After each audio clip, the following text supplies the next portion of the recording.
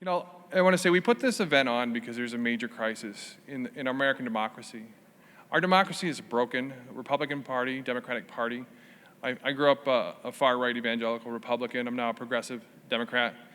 And this week we had the opportunity to have Joe Walsh, former Tea Party Congressman, speak at this event. And you know, we have some major problems in this country. We have a current administration, a president that doesn't even believe in climate change, that is silencing scientists at the USDA.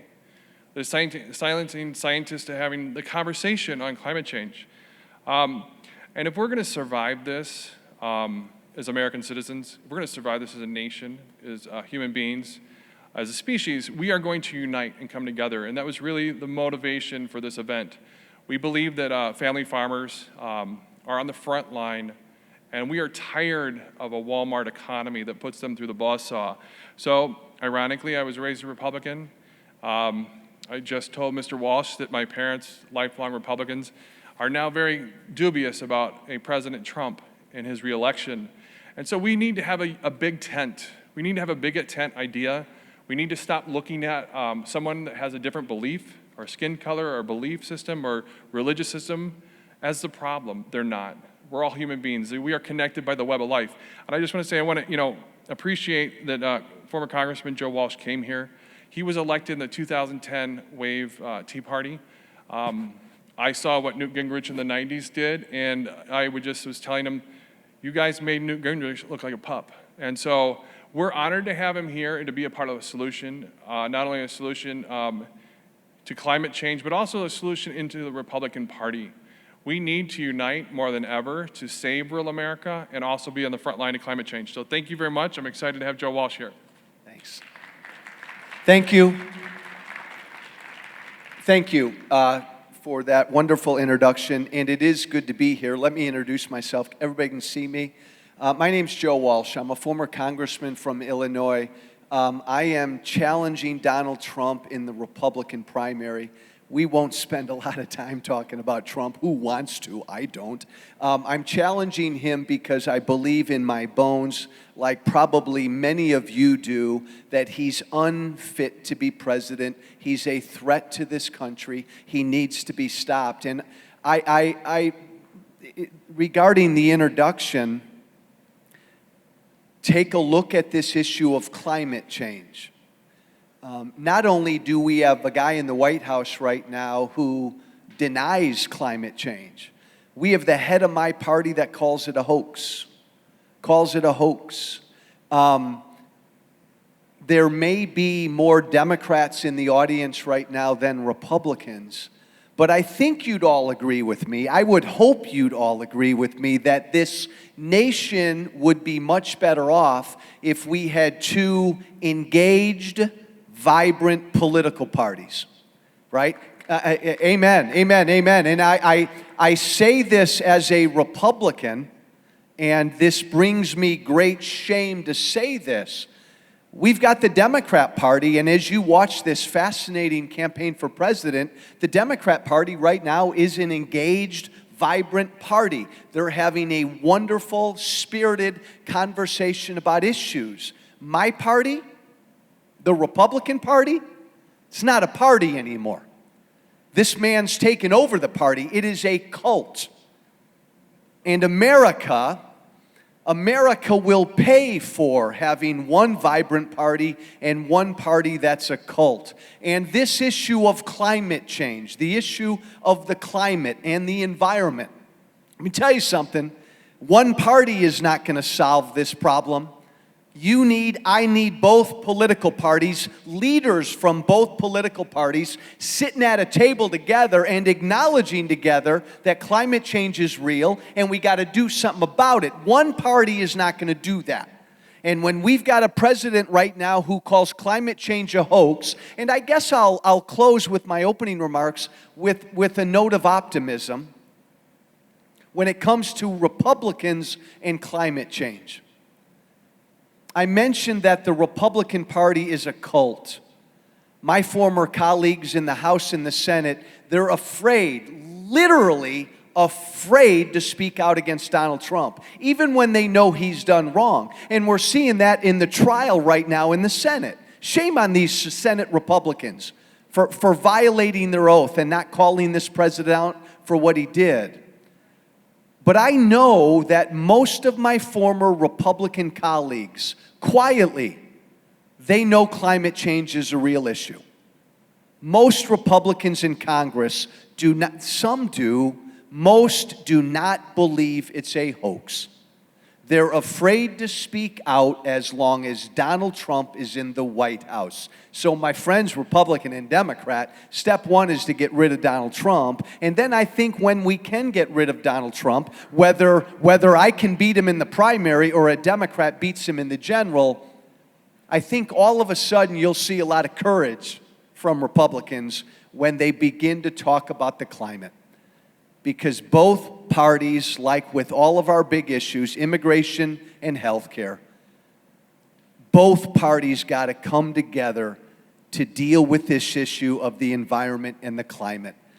And even if you're a sincere, genuine Democrat, you've got to be pulling for the Republican Party to get out of the spell they're under right now.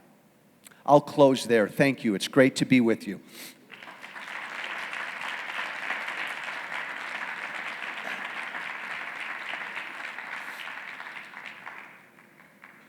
Check, check.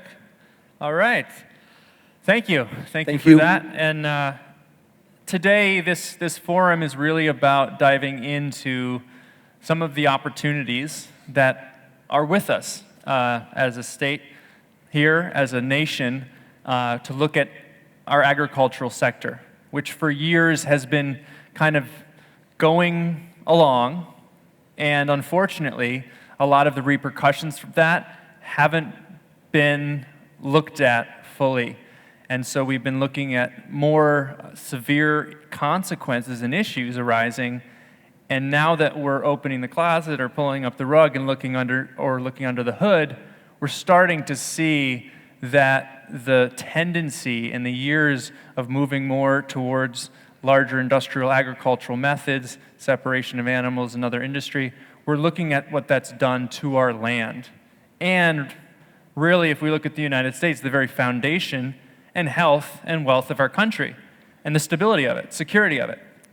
So just a perspective we're going to start off with is, by the end of 2019, many small farmers had been hit from many sides. A trade war, more intense weather that brought massive flooding and drought because of the degradation of the land, sinking commodity prices, higher input costs, political division, and even more corporate takeover of farming. It could be the biggest crisis, arguably, in decades. Bankruptcies were up thousands. Many farmers, more than 100,000 farms, stopped farming between 2019 and 2018. So again, when we look under the hood and start to analyze what's happening to our country and the pressures that are on people and the reality of what's going on, it's pretty dire, it's pretty severe. So we're not here to just talk about the bad, though.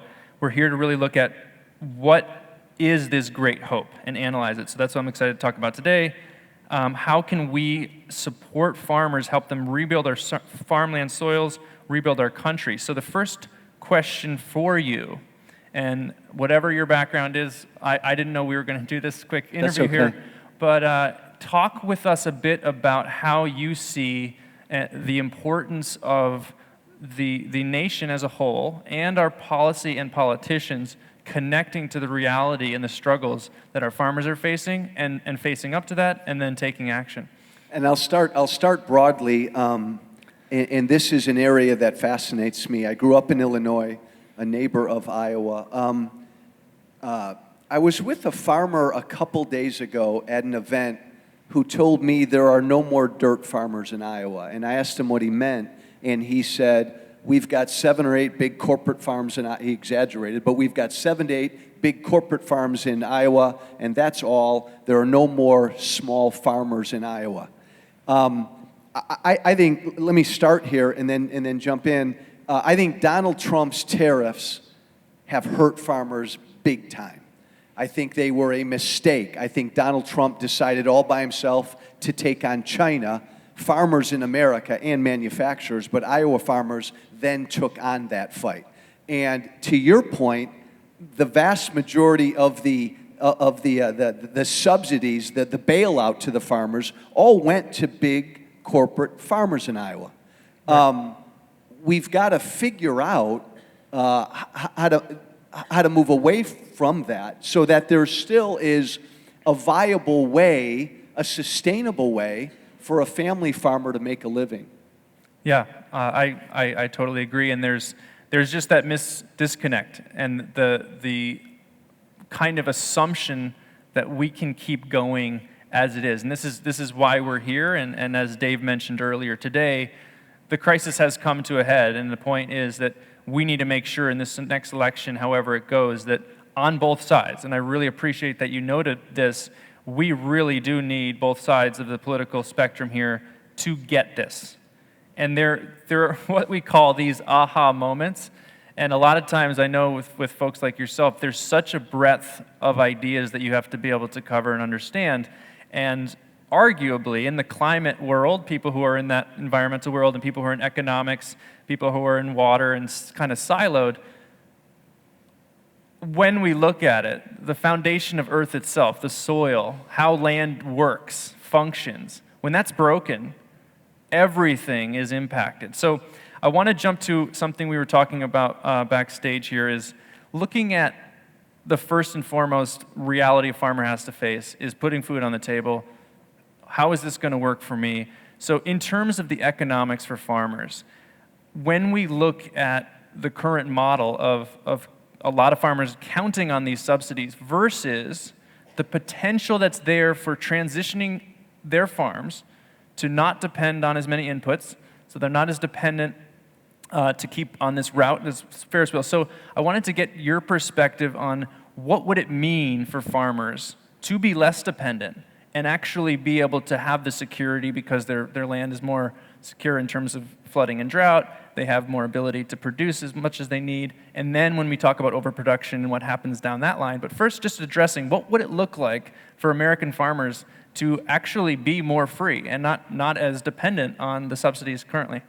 Well, we need to try to get to a place where they're not so wholly dependent on the federal government to continue to intercede and bail them out and prop them up. But again, I love capitalism. We all, to a degree, believe in capitalism. It's made this nation, over the course of time, I would say, the most innovative, entrepreneurial country in the history of the world. I don't think anybody would deny that. But like so many of our industries in farming right now, we have a real problem.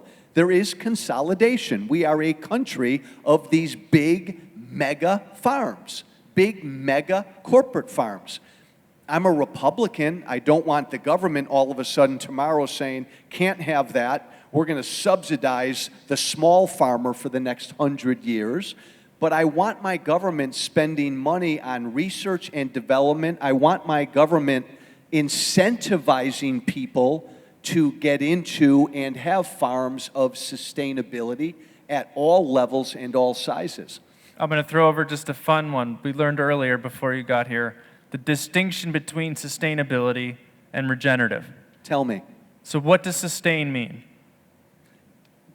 Able to continue to last for a long period of time. Right. What does regenerate mean? Able to react and regrow yourself and rebuild to a better state, right? Yeah. A more highly functioning state. So when we're looking at regeneration, I think the excitement of the healthy soil movement is that there is a way out. Again, I think all of us, when we look at, whether we're giving all of the money from the subsidies to the big corporations for their degenerative practices that are losing 4 to 5 to 6 tons of topsoil per acre per year, destroying a lot of our waterways, or we're giving it to sustaining. But this amazing possibility with regeneration, and why even huge corporations are starting to say, hey, if we don't repair our land, the rate at which we're going to have to find new land to farm on, I mean, we're talking the biggest food corporations in the world, which are now looking at, we have to invest in regeneration because it means... So they're not resistant, the big farms? I mean, we've been working with some of the biggest food companies because they see the trajectory of, unless our land is getting better, we're going to have to keep bailing out. Sustainability at the rate we are at right now, with the degradation we're at right now, means someone's going to have to keep getting bailed out. And even like you look at food aid to poor nations, or the nations that are suffering. If we don't regenerate their land, we're going to have to keep getting food aid. We have to look at our own land here in the United States and recognizing we're getting as close to as Australia is to hitting rock bottom. Yeah. So we have to regenerate. And what that means economically, what's so exciting, is that you actually need less. You need less inputs, so that's more profit on your back end, but you also need less of the subsidy. So it's farmers like Gabe Brown has famous sayings of like, I'd rather sign the back of the check than the front, because that means that he's going to be able to get continuation. As his land improves, he's producing more, he's going to be able to... So educate me, what do you want to see government do to get us there? What's the role? Because I think, and this is, because this is generally what Republicans and Democrats argue about is, what is the role of government to help us get there? Great. I think it's a perfect question, and I really thank you for asking it in that way. One of the issues right now is this is not a really understood concept. I mean, humans are generally working in a very logical reaction to our current degraded state, saying we have to sustain, we have to conserve, otherwise we're all doomed. We're saying, and this movement, and many of you in the audience are saying, we know now, in very short time, faster than we ever thought possible, this is from the cutting-edge soil scientists, faster than we ever thought possible, we can build back soil. That means we build back fertility, that means we build about how many things can be produced, how much life can be sustained or live from 1 acre. It can triple, quadruple in 2 or 3 years. That's amazing. So that opportunity of regeneration economically for the strength of our country is significant. So you asking the question is listening. You know, we have people who are pushing the cows are bad thing, which we talked about earlier. They're mistaken. Cows aren't the problem. It's how we're managing them right now. So these are things that interested people like yourself who are in positions to start putting these messages in, we need to know, because I didn't know this, Al Gore didn't know this, No. The cutting-edge environmentalists didn't know the potential of regeneration, yeah? It's finally catching on. And I guess my philosophy would be, this is a learning experience for me.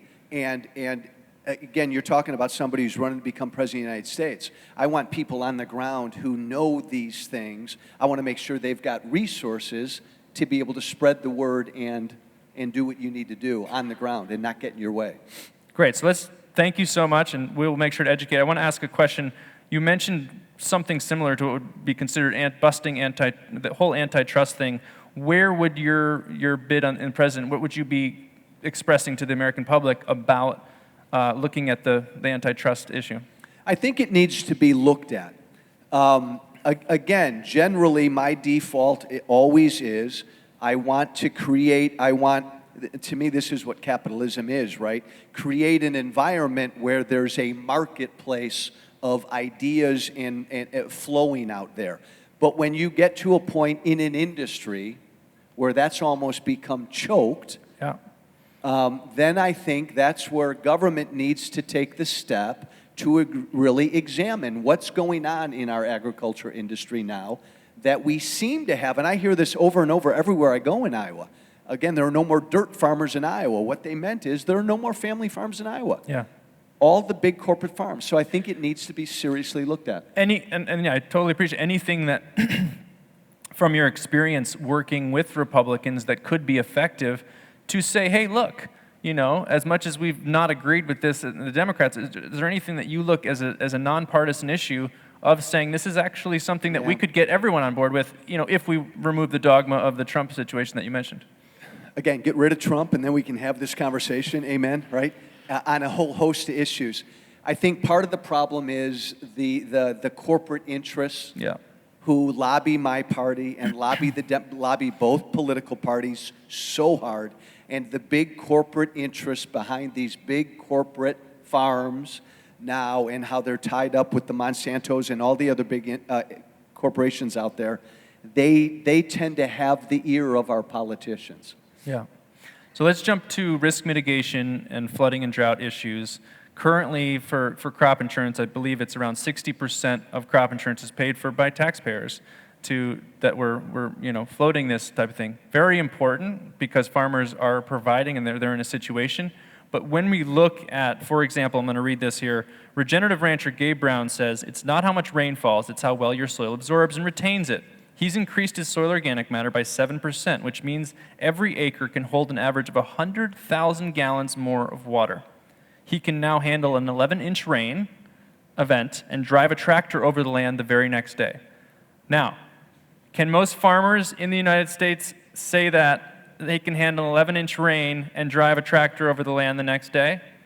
How much does it look like mud washed off that land, dirt washed off that land? So in terms of this question of risk mitigation and crop insurance, what would your administration be doing to say, we can't, like we mentioned, that's sustaining what we currently have, the broken system. What would your administration be doing to incentivize a transition to give it so that people who are doing what Gabe do actually get a major benefit in their own crop insurance and are helped that way? Well, and I think that's the key. To me, that's the key word here in all of what we're talking about is incentivize farmers to begin to do the right thing when it comes to issues of flooding, and incentivize farmers to engage in more climate-friendly farming.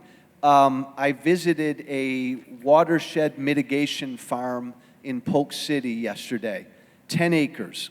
An amazing success story. A farm just below a much larger farm outside of it.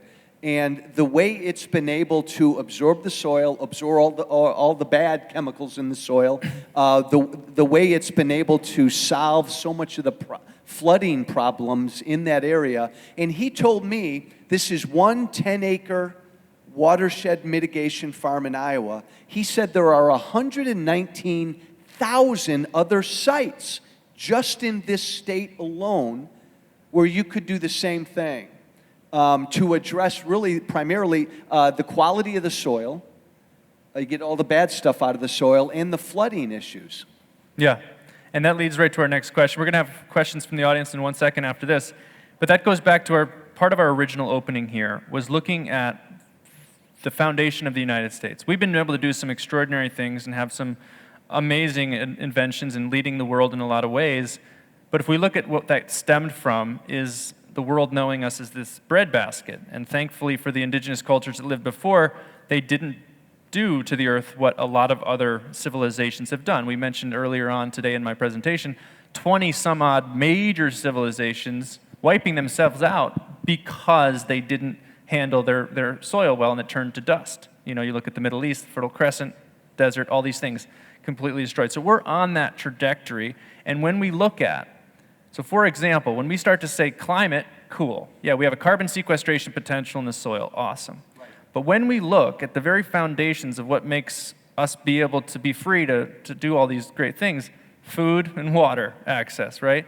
And now we're at the point where the rate of underground waters, the rate of loss of springs, meaning rivers flowing year-round, is decreasing at such a rapid rate that we're in a national security emergency. When people say climate change, sometimes I feel like it all gets thrown up with the CO2 in the atmosphere.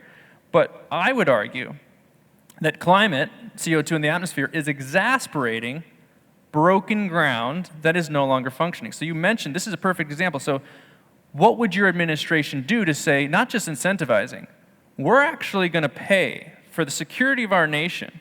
We're going to pay farmers to bring springs back, to have water flowing again, to have the outcomes of the function of their land at such a high level that they know that this is actually something that we can guarantee that's helping water come back to dried out areas. I think, and again, this is a conservative Republican saying this, I think this issue is too important to ignore. This is an issue where if I were president, I'd want my Department of Agriculture to have a separate agriculture, climate department, czar, whatever, and devote proper resources to not just incentivize farmers, but to literally put resources into, I really believe that rural America can help lead the way when it comes to climate change.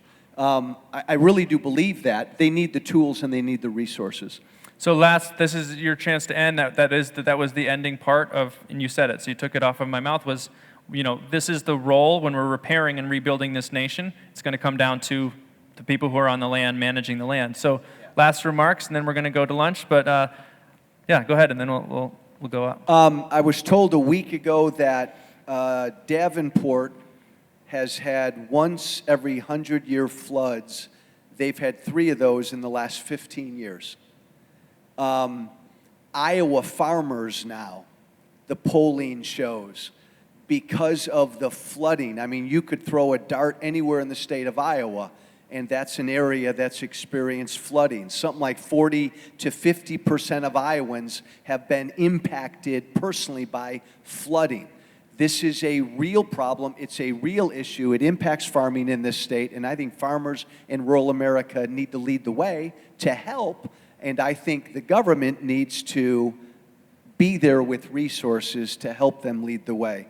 And this is a Republican speaking, but we've reached a point where this is a critical issue that our country has to address. All right, everyone, let's give it up for Tom. Thank you so much. Thank you.